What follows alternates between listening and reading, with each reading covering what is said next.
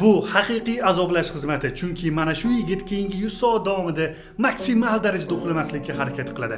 Unga juda ham qiyin bo'ladi va bu narsani sizlar jonli kuzatib turasizlar. Xondamir bu kunlarni oson boshdan kechirish uchun har qanaqa ishni amalga oshirdi, lekin baribir kutilmagan qiyinchiliklarni boshidan kechirdi.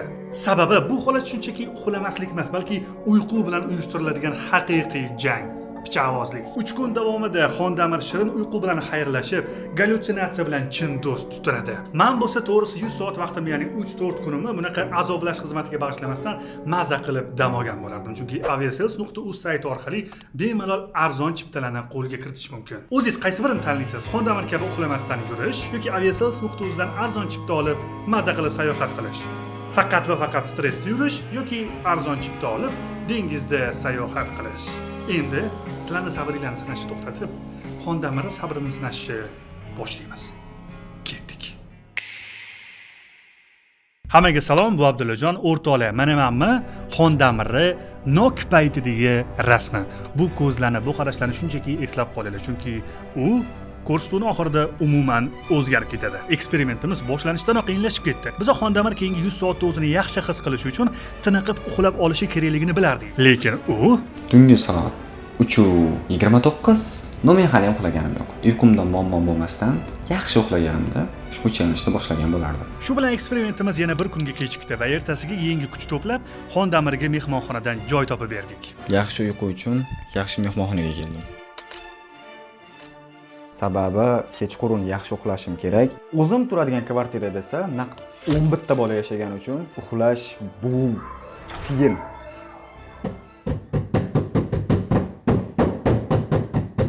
Mehmonxonadaman. 4 soat oldin 12 larda mehmonxonamdagi xonani eshigini kimdir taqillatdi. Uxlayotgan joyimda uyg'onib ketdim. O'shandan beri uyqu kelgani yo'q umuman.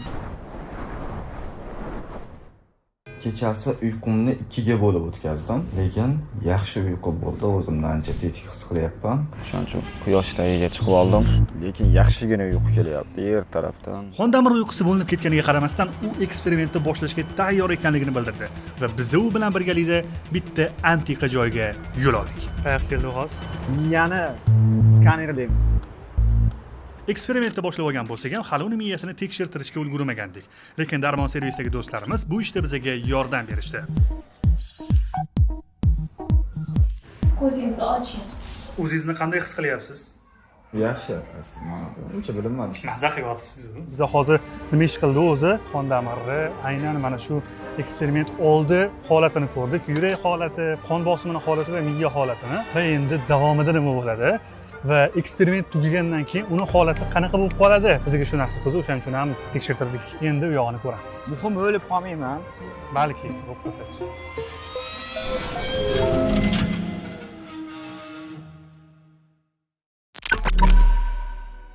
Endi sekin ovqatga, taka osh solmaymizmi? O'g'ir ovqat yeb bo'lmaydi-da. Nega? Uyquni keltiradi, lanjlashtiradi. Osh yog'li, super kaloriyali. Aha. Ovqatda uni yeydigan bo'lsam, lanjlashtirib, uxlatqizib qo'yishi mumkin. Ketdi oshingiz. Men sizlarga aytadigan bo'lsam, aslida Xondamir juda ham aqlli odam. U eksperiment paytida uyqusi kelmasligi uchun oldindan bir nimalarni rejalashtirib qo'ygan ekan. Mixosinaz. Har 2-3 soatda bitani turishim kerak. Hech qanaqa stress holatini sezmayapsizmi? Yo'q, tinchman, sokin. Sokinlik. Toshkent ko'chalari kabi sokinman. Toshkent ko'chalari. Shunaqa qilib hozircha men sizni tark etaman, bro.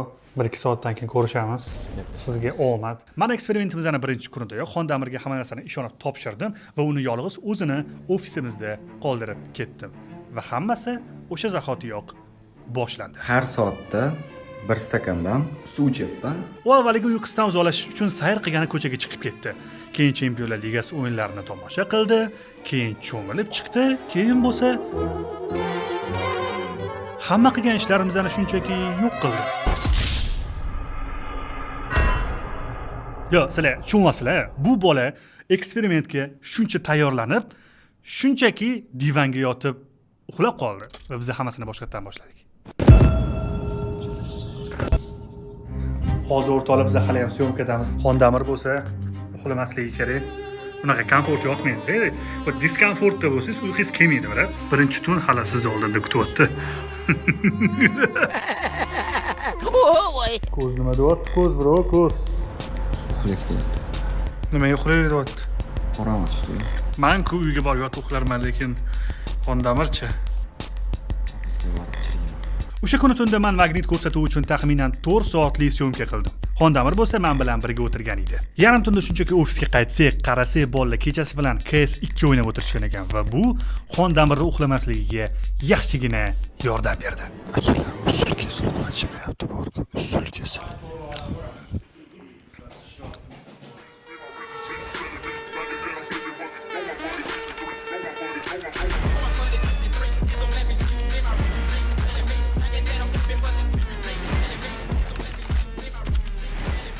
Gazli ichimlik и pitani yoqib olaman.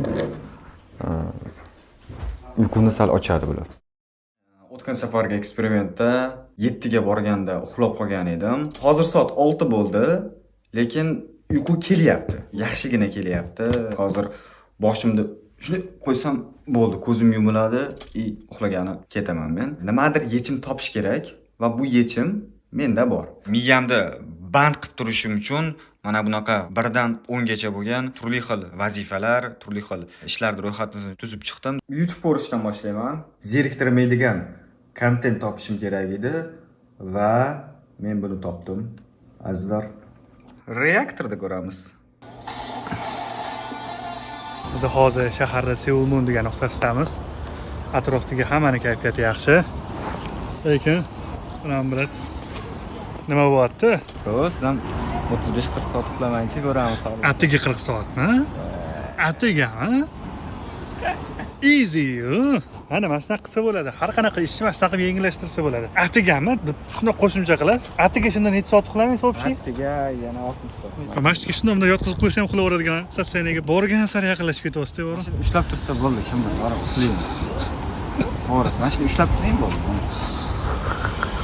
Xondamir borgan sari uyqusira borayotgan edi. Uni yo'qotish uchun qo'lidan kelgan hamma ishni qildi. Kontrastli dush. Qaytadan uyg'otib yubordi o'zimni. Tanamda uyquni ham bir uchqo'rg'onga jo'natib yubordi shekilli. Va amallab ikkinchi kunga o'tdi.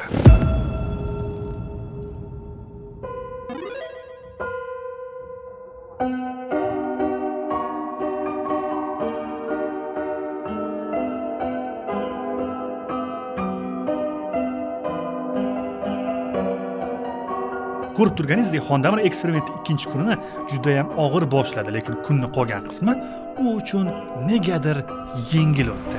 6 dan 7 gacha yaxshigina uyqu eladi, biram o'ta kuchli uyqu eladi. Uxlab qolay durdim. O'shaning uchun shunday kirdimda, bitta kontrast dush qilib, hozir ko'chaga chiqdim. Piyoda yurib, qon aylanishni yaxshilab olaman-da, yana ketaveramiz.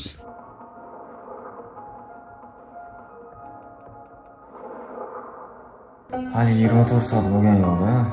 Endi 1-2 soat o'tib ketsa kerak bu narsa. Hozir chiqib, nonushta qilsam kerak. Nonushta qilgandan keyin biror narsa o'ylab topamiz, xullas. Biron narsa bilan band bo'lish kerak. Tabiiyki kitob o'qiy olmayman, uyquni yaxshigina kelgizdiradi. Ish ham qila olmayman chunki bir kun uxlamadim deyarli. Shuning uchun nima qilaman? Kubik terishni o'rganaman. U ilm-fanga qiziqqanligi uchun kofe ichishdan keyin nima qilish kerakligini menga aytib berdi.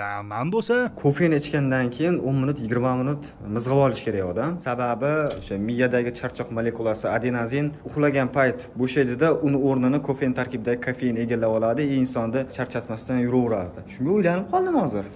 uxlamaysiz palon. Qanaqa ta'sir qilsa qilaversin, a? Uyqum shunaqa elektrodi, lekin mana bu o'yin umuman odamni uxlatmayapti. Bu o'yinda harorati uyqularimni qochirib yubordi, to'g'risi. Alanga o'yin bo'lyapti. Barselona, Villarreal. Villarreal 2 ta gol urdi, ikkalasi ham ofsaydda. Barselona bitta penalti ishladi, lekin foydalana olmadi. Hisob esa 3-1. Markazda to'p to'xtamayapti. Markazda to'xtagan yo'q to'p. Bunaqa tundan keyin bor-ku, Barselonani eski o'yinlarini ertalabgacha ko'rib chiqaman uxlamaslik uchun. Ertalabda esa soat 5 da nahorga oshga ketamiz. To'g'risi videolarni ko'rib uyqum kelib qoldi. Barselonaniki bo'lishiga qaramasdan. Shuning uchun Smart TVga musiqani baland qilib qo'yib, o'yinda bosayotibman bitta. Miyani doim band qilib turish uchun shunda uyqu kelishi ancha qiyinlashadi. 5 minutes later. To'g'risini aytganda hozir boshim o'zimga ortiqchalik qilyapti. Buni kulib aytyapman-ku. Kulib yengishga harakat qilyapman-da shuni. Aslida holatim musiqa o'qiymiz. Xondamirga dunyodagi eng baland musiqa, hatto O'zbekiston madhiyasini qo'yib bersangiz ham, uni miyasi o'ziga kelmas edi. Uni miyasi shunchalik achishib ketganidan avvaliga oldida o'tirgan divanga qarab sevgi izhor qilishni boshladi. Mana shu divon bor-ku. Juda ham chiroyli ko'rinib ketyapti-da ko'zimga. Shuning bolishlarini to'g'rilab. Shunda oyoqda bu tomonga uzatib, ko'zdiyim bo'lib, chuqur ketsanglar. Keyin miyasi bilan urushib qoldi.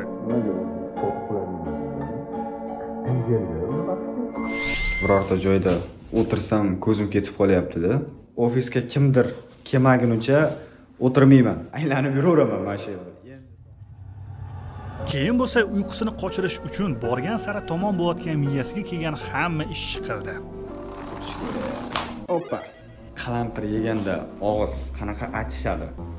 Xuddi o'shanaqa achishyapti. Ko'zim nima achishyapti? Mana shu atroflar. Qo'q. Ko'zimda bunday yumsam to'g'ridan to'g'ri tush ko'rishga o'tib ketib qolyapman. Yaxshi ham musiqa yoqib qo'yganman. Ko'zim yumilayotganda qo'shiq baland eshitilib uyg'otib yuboryapti. To'xtab qolardim. To'g'ri. Shunday yumsam Eng qizig'i, bu shunchaki 3-kunni boshlanishi edi. Uni holati esa borgan sari yomonlashib boryapti.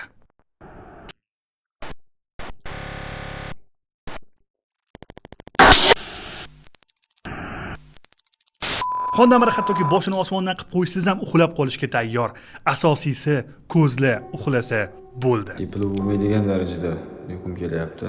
Shuning uchun hozir kiramanda bitta kontrastli dush. Xondamir shunchaki eksperimentni 3-kunini boshidayoq shunaqa ahvolga tushyapti.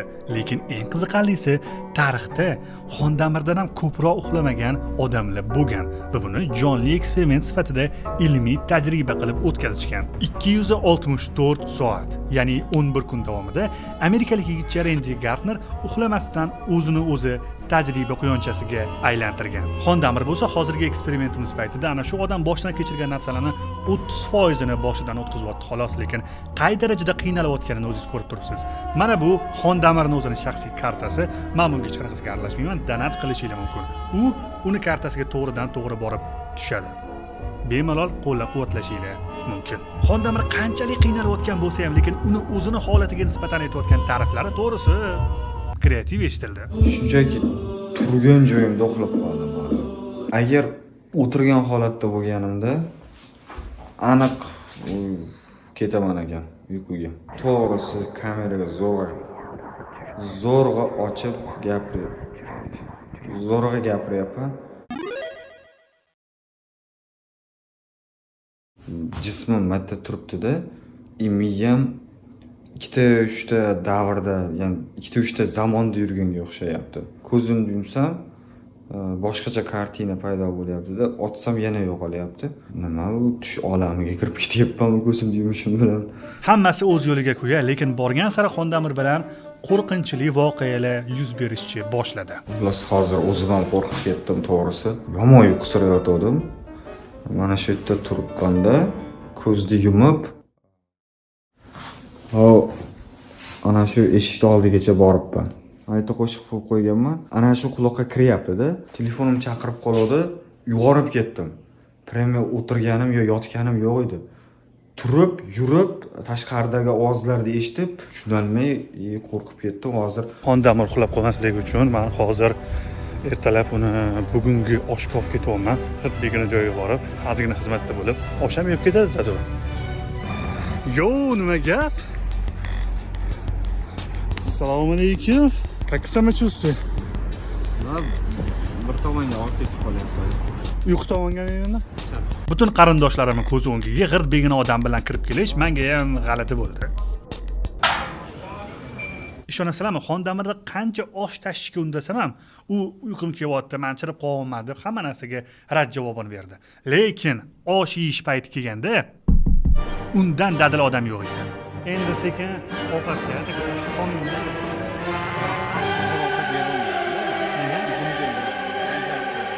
Keyin bo'lsa Xondamir bilan bir amallab ofisga qaytib oldik. U kechagi kunda so'rayotgan quyosh uni yuziga charaqlab tushayotgan edi. Uyg'oning, brat, uyg'oning. Wake up. Uyg'on, brat, uyg'on.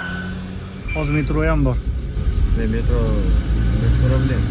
Odamni qaraylik ko'pligini. Metrodagi holati bo'lsa meni rosa qo'rqitdi. Chunki metroni chaqatib harakatlanish oqibatida Xondamir osonlikcha uxlab qolish ehtimoli juda ham baland edi. Lekin mas'uliyatni his qilgan qahramonimiz va meni yordamimda uni uxlashdan saqlab qoldik. Ahvolim yomonlashgandan yomonlashib boryapti. Ko'zimni ham to'liq ocholmayapman hattoki. Quyosh chiqib bo'lgan, quyosh tushyapti. Orqamdagi 300-400 metr yo'lda qanday bosib o'tganimni ham bilmayman. Yo'lda eslayapman orqadagi yo'lda qanday bosib o'tganimni. Xullas, kofe olib keldim. Uyquni qochirganim. Kofe bor-ku, kayfiyatni mingga ko'tarib yubordi-yu. U stakanni tagidagi mana shuncha kofe edi. Biram o'sha 17 ming dollar oldim. Keyin bo'lsa biz u bilan birgalikda uni uyqusini o'chirish uchun ulug' vatan urushiga bordik.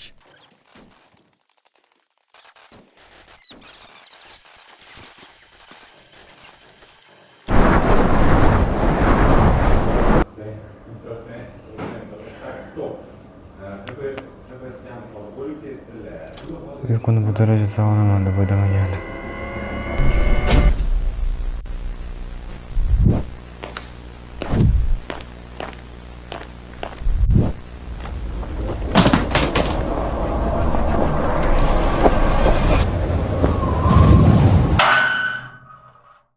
Do'kondan olma olib chiqdim-da. Uyquni qochirgan. Eksperiment 4-kunida bo'lsa Xondamirni qo'llab-quvvatlash uchun uni oldiga bordim. Bilaman bu ishni oldinroq qilsam ham bo'lardi, lekin ishlarim ham bor edi. Xondamirni ko'rgan ikkovimiz ish qilib uxlab qolmagan bo'lsin. Uxlab qolgan bo'lsa eksperiment tamomda. Xudoga shukr. U bola sog', u bola omon. Uxlab qolmadingizmi? Ko'zingiz yaxshi ko'z emas. Biz Xondamir bilan birga hozir ko'chaga chiqdik, havo almashtirgani. Nimalar bor? O'zingiz qalay his qilyapsiz? Noqulay. Конечно. No, mana shu ushib turadi. Qo'yg'ordi u. Ammo yumshoqroq joyga bitta o'tirsam bo'ldi, shuni quchoqlab olyapti. O'rtoqlar, eksperiment davom etyapti. Oson bo'lmayapti. Like bosib qo'yinglar. Lekin yakuni juda ham qiziqarli bo'ladi, chunki biz sizlarga ko'p uxlamaslikning oqibatlarini ochiqchasiga ko'rsata olamiz endi. To'g'rimi? Ayniqsa bu odam gapiradigan gap ko'p. Hozir men Xondamirning xotirasi qay darajada suslashdi, shu narsani aniqlashim, tezaytish etdim, tezaytish. Shahzod shaqaldoqni shaqillatdi. Ikkinchi urinishda yetdi. Keyin turib nima deydi? Nimaga shaqillatadi deydi. Nimaga shaqillatadi buni? Menimcha bu insoniyat tarixida tezaytishdan ma'no qidirgan birinchi odam bo'lsa kerak bor. Bak bolaning miyasi joyida emas bor hozir. O'zdan-o'zi kulib yuryapti. Biroq nimaga kulyapsiz? Nimaga kulyapsiz? Men bu savolga unga berib javobini ham o'zim berishim mumkin. Uyqusizlik turli nevrologik va psixologik kasalliklarni paydo qiladi. Uzoq vaqt uxlamaslik oqibatida miya sizni faol ushlab turish uchun har doimgidanda ko'proq ishlaydi va kerak bo'lmagan joylarda ham emotsiyalar chiqib kelishiga olib keladi. Xondamir o'zidan o'zi kulib yorishi shunga yaqqol misol hisoblanadi.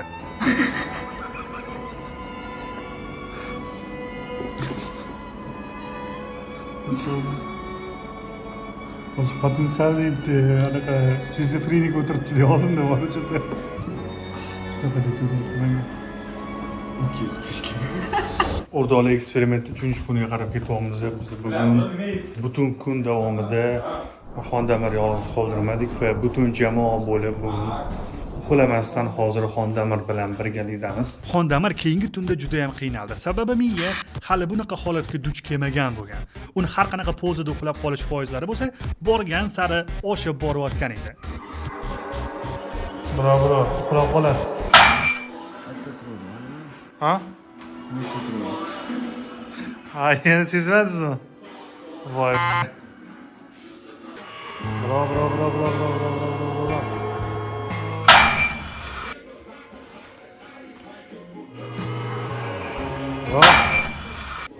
Turing. O'yin o'ynab turaydi. Vatanni qutqarmoqda. За кого? За Сталина, правильно? Challenge tugashiga 30 soatdan kamroq vaqt qoldi. Hozir bunaqa holat bo'ldi bugun. Miyamda zo'r gap tuzyapman-da. Kimgadir aytib beraman desam, tilimda gap chaynalib qolib ketyapti. To'g'risi, mana shu videoni yozish uchun ham bir 10-15 marta mashq qilib oldim.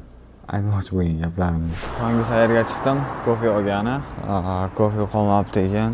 Uyqum dahshat ilayapti, lekin borku. Kechagiga o'xshash holat yana bo'ldi. Ofisdan tashqariga chiqib ketdim. Chiqishim bilan ko'zda yumilibdi-da, uxlab ketaveribman. Kafeyniyaga boribman. Qaytishda ofisga kirishni o'rniga yonidagi salonga kirib ketib qolibman-da. Uyqu yelamayapti bu safar. Uyg'oning bro, uyg'oning. Rostdan uxlab qolyapsiz.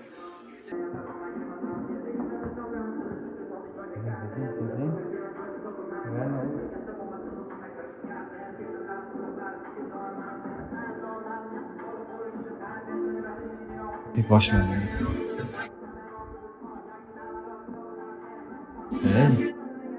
Ha? Başım eleniyorsun abi. Bro, ketdik. Kofega turamiz, kofega. Давайте. Diqqatlarini sana shu turli xil o'yinlar o'tkazishim kerak edi, lekin uni bu holatini ko'rib nimaga o'tiryapsiz? O'tiraveradi o'tgan. Sinab ko'rish xuddi uni ustidan kulishga o'xshab qolyapti. Shuning uchun nima qilishni o'ylab qo'yaman hozir. Chindan ham borgan sari Xondamir odam safidan chiqib zombiga o'xshab ketayotgan edi. Uni ko'z oldidagi har qanaqa qattiq joy, ko'chadagi skameyka ham kravat bo'lib ko'rinayotganiga ichimdan rostdan ham ishonaman. Mani Xondamirni bunaqa holatida ko'chaga olib chiqib yurishi aslida xato edi, lekin bu bolani bir o'zini ofisga tashlab ketsam, uxlab qolishi aniq edi.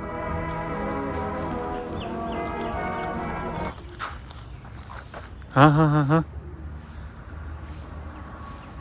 Hey. Nima bo'pti? Endi burilganida istayman, bag'ani eslamayman. Voy. Albatta burildi-ku Lasetda. Lasetda yurganimizda istayman, bu tomonni eslamayman. Biroq uxladingiz-a? Ha.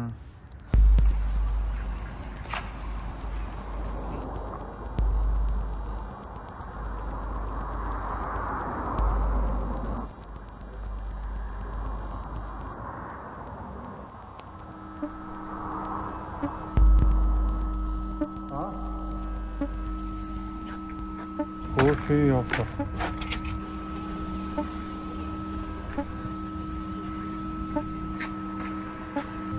Tezroq yuring, deysiz-ku. Lekin o'rtoqlar, eksperimentimiz ana 4-kuni uncha uzoqqa cho'zilmadi. Chunki Xondamir meni oldimga kelib, juda ham jiddiy gapi borligini aytdi. Va uni gapi jiddiy bo'lgani uchun men bu holatda zapis qilib olishga ulgurmadim. Gap shundaki, Xondamir meni oldimga kelib, "Bro, meni ko'zimni nuri pasayishi boshladi" deb aytdi. Va men bundan keyin bu eksperimentni davom ettirmaslikka qaror qildim. Chunki meni bu ko'rsatuvim butun boshli bitta insonning sog'lig'iga arzimaydi. Eksperiment davomida qancha azoblarga chidagan Xondamirga va yana ozgina chidang deb aytkim keldi. Lekin yuqorida aytganimdek, meni har qanaqa ko'rsatuvim bironta insonning sog'lig'idan ustun bo'lmaydi. Shu sababli ham ko'rsatuvni shu pallada to'xtatishga qaror qildik. Xondamir bu gapini aytishi bilan bo'lsa, men u bilan darhol Daramon servisga bordim va uni miya faoliyati qay darajada o'zgarganini o'sha joyda ishlaydigan doktordan eshitdik. Eski holati, yangi holat. Miya 72 soat davomida dam olmay doimiy funksiya bajaraverganidan o'zini kechqurungi soat 8-9 dan keyin 10 dan keyin paydo bo'lishi kerak bo'lgan melatonin gormon uyquni, ertalab turganda kortizol, ya'ni aktivlikka javob beradigan gormonlaringiz disbalansini hisobiga o'sha sizda bu alfa-ritm chap tomoningizda мыслительный funksiyangiz qoldi, qabul qilish funksiyangiz pasayib ketdi. Miya qo'zg'almagan, baribir ham hech bo'lmasa 10 dan 2 gacha bo'lgan uyquni olishingiz shart. Mana u uyg'ondi. Yangi tug'ilgan chaqaloqdek bo'ldingizmi? eshityapsizmi? Miyada o'zgarish xavfi katta biroq. Yuring birga eshitamiz. Transition ko'rasiz. Xullas, hozir Xondamirga tez eshittiramiz, ko'ramiz uni miyasi yangi informatsiyani qanaqa qabul qiladi. Bitta aytaman, takrorlang. Asalari asalini ayiqdan ayamadi. Asalari asalini ayiqdan ayamadi. Asalari asalini ayiqdan ayamadi. Asalari asalini ayiqdan ayamadi. Asalari asalini ayiqdan ayamadi. Nastura qilib qo'ydingiz-da siz. Eksperiment tugagandan keyin barda uxladim obedda, keyin ertalab 7 da uyg'ondim. Bu degani 19 soat uxlabman. 19 soat ishda o'zimni to'liq tiklab oldimmi? Menimcha yo'q, chunki uyqusizlikning birinchi asorati bu. Ikkala chakkam xiyol og'riyapti. Bilinar bilinmas og'riq bor. Orqa, boshimning orqa tarafida. Birinchi asorati bu. Ikkinchi asorati boshim aylanyapti. Mana turganimga 2 soat bo'ldi. Har xilda boshim aylanib qolyapti. Shunaqa, menimcha hozir yana uxlasam kerak. Uyqu elityapti hali ham. Xondamir uxladi. Eksperimentimiz shu joyga kelganda tugadi. Lekin bilasizlarmi o'rtoqlar, bir chetda turib bu holatni kuzatib va sharhlab berish menga juda ham oson. Ammo bu holatni to'liq kuzatgan inson sifatida bitta narsani ayta olamanki, uyqusizlik inson tanasini, organizmini, yangi qirralarini ochib beradi va shu bilan birgalikda kamchiliklarini ham ko'rsatib berar ekan. Biz uyquni o'zimiz uchun o'ylab topib olmaganimizni inobatga oladigan bo'lsak, uni o'rni hayotimizda juda ham katta. Uyqu insonga ham ilmiy va ruhiy tomondan yaxshigina yordam beradigan narsa hisoblanadi. Uyqu shunchaki dam olish emas, balki normal hayotni ta'minlashda yordam beradigan vositachilardan bittasi. Do'stim, bilaman, siz ham yarim tunda ushbu videoni ko'rib o'tiribsiz va uyqusizlik qanaqa oqibatlarga olib kelishini yaqqol bilib oldik. Shuning uchun ham keling, ko'zlaringizni yuming va uxlang. Aytgancha, agar doiralarda Xondamirni qo'llab-quvvatlash niyatida bo'lganlar, shu kartalarga bemalol donat qilishingiz mumkin. Men bunga hech qanaqasiga aralashmayman. Agarda sizlar meni qo'llab-quvvatlamoqchi bo'lsangiz, shunchaki meni Telegram va Instagram sahifalarimga obuna bo'lib qo'ysanglar bo'ldi. Biz kichik loyihamiz orqali sizlarga ulkan ma'lumotlarni berishga harakat qildik. Kelgusi ko'rsatuvlarda ko'rishguncha, ilm-fan shaydolari.